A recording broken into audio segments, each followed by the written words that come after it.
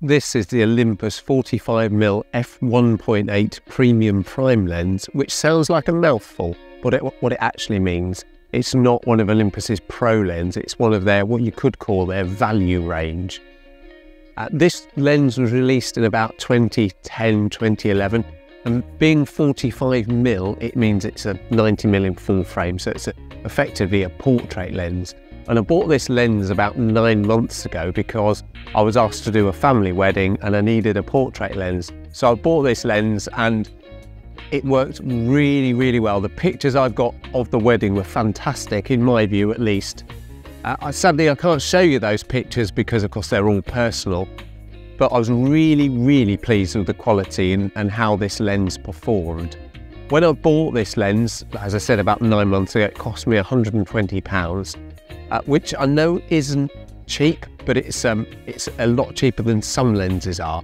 And I bought it used. I know £120 is a lot of money and we don't have spare cash lying around, but I think it was not too expensive. And if you compare it with Olympus's Pro lens, 1.2 Pro lens, it's about, they're about £500. So 120 compared to 500 is a big difference. And I'm not sure if the quality is as big as the price, the difference. Currently, you get this lens for about £130 or $150 on the used websites, which definitely makes it an affordable lens.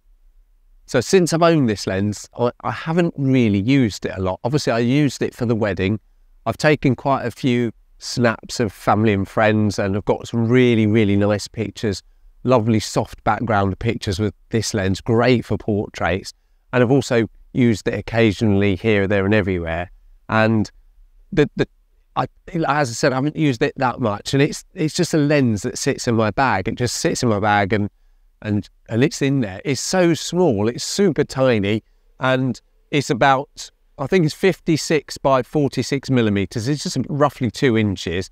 And if you compare it with the size of my thumb, it's just like double the size of my thumb. It's really, really tiny, really small. And it's got a really curious shape because it's got this extra big bit where the lens mount is, which is like a big extra wide piece. And it looks really odd against a really narrow barrel, which it really does look a bit weird. But it is, obviously it's a nice lens. It works very well.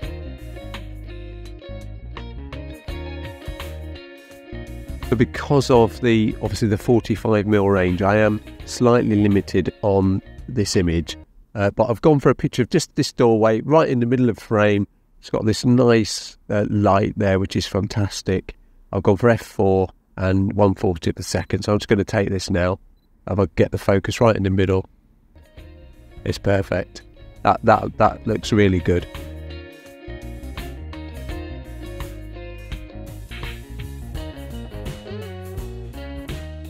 Technically, it's got 9 elements in 7 groups, which effectively means it's got two sets of 2 elements that are bonded together and the rest are individual lenses. And only having 9 elements, it can do that because it's a prime lens. Where you have obviously a zoom lens, you need a lot more elements, and you need those elements to be able to enable the zoom.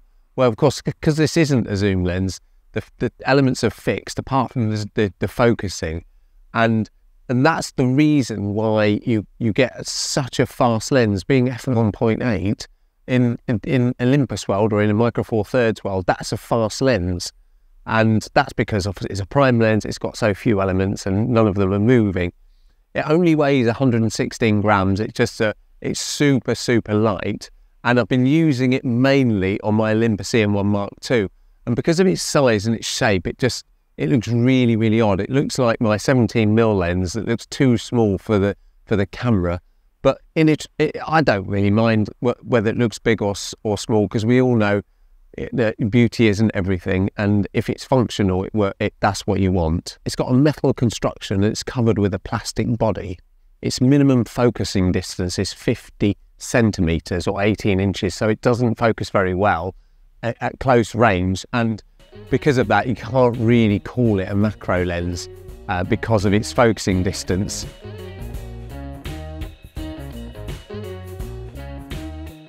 doesn't normally come with a hood, but when I bought it, I made sure I bought one with a hood, and that's probably why I paid a little bit extra for it. And the hood's really nice and small. It, as always, it just clips in, and it actually doubles the size of the lens, which is amazing, really, to think the hood could make that much difference to the size of the lens. And it obviously it sort of levels out the aesthetic on the camera. In truth, with having that hood on, it's quite nice. I did post a video soon after getting this lens. I had a little walk around the Lincolnshire Wolds, and that was lovely, and I took some nice shots. Well, I think I took some nice shots, but I thought I needed to do another review of this lens, another look at it now that I've had it for a while, just to explain to you what my thoughts are about this lens.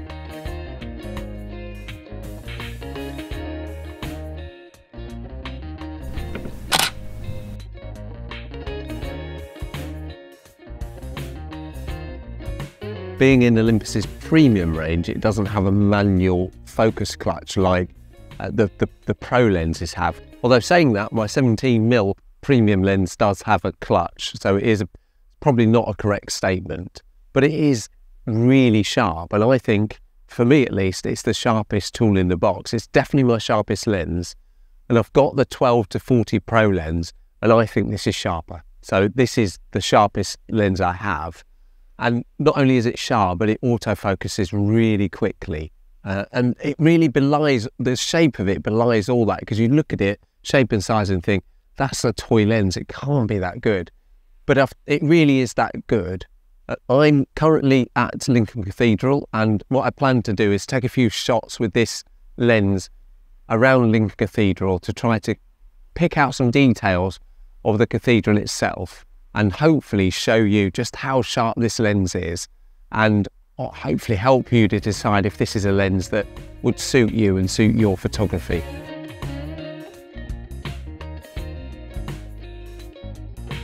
So I have to take this shot. It's one of those shots that all of Lincoln photographers have.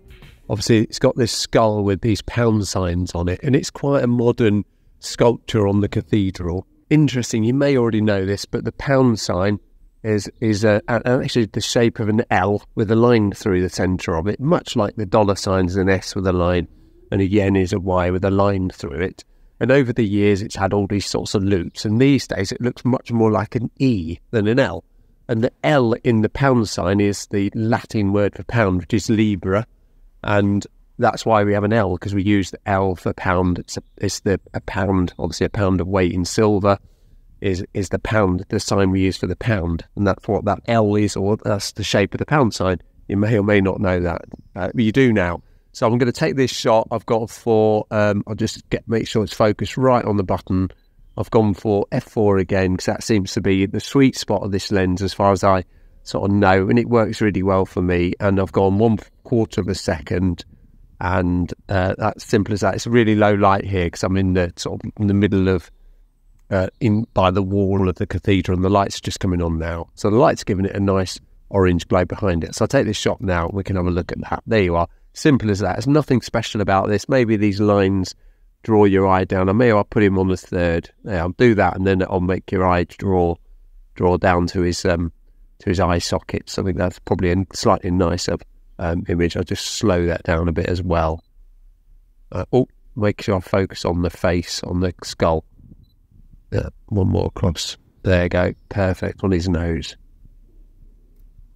There you go. I'll just what I'll do, I just so to make sure that I get I don't rock this shot at that slow exposure. I'll just go for the timer.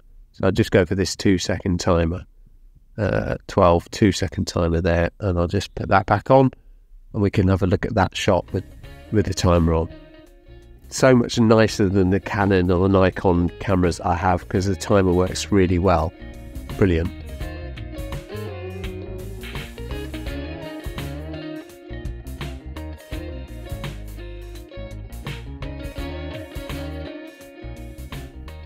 I wasn't planning on taking a picture of the front facade, but the light on it is wonderful. When the sun's coming from the west, and it faces east-west, of course, you get some really lovely light, and the towers stand out really, really well. Unfortunately, with a 45mm or 90mm equivalent, I got a lot of reach, but I can't get a lot in the image. But I've got the towers fairly central, and I've gone for f4 again. This is at 1/800th of a second. It's on 200 ISO. It's just at, you know, base ISO for this camera. So this should give us a really nice idea of quality of the lens and the sharpness of the sensor. You should be able to have a look, and perhaps when I finish this, I'll go home and have a quick look at the sharpness of this. I think this looks all right. So I'm going to take this picture now. That's it done. I might have a little wander around as well and try to take a couple of other pictures if I can get a slightly better view, because I'm not really sure about that sort of gap, that line between the towers. So I might try and reposition the camera and have another go.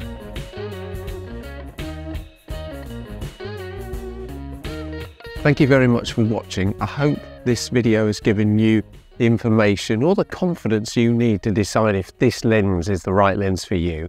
I think at £120 or $150, it's possibly a lens that you could buy and put in your bag, and it's there. It's super sharp and it will never let you down. Once again, thank you very much indeed for watching. If you've liked this video, why not give it a like? Why not, you know, support the channel by liking the video? And if you like this content I'm creating, then yeah, I'd be super pleased if you would subscribe to the channel. That would be fantastic. Thank you very much indeed, and I'll see you in the next one. Cheerio.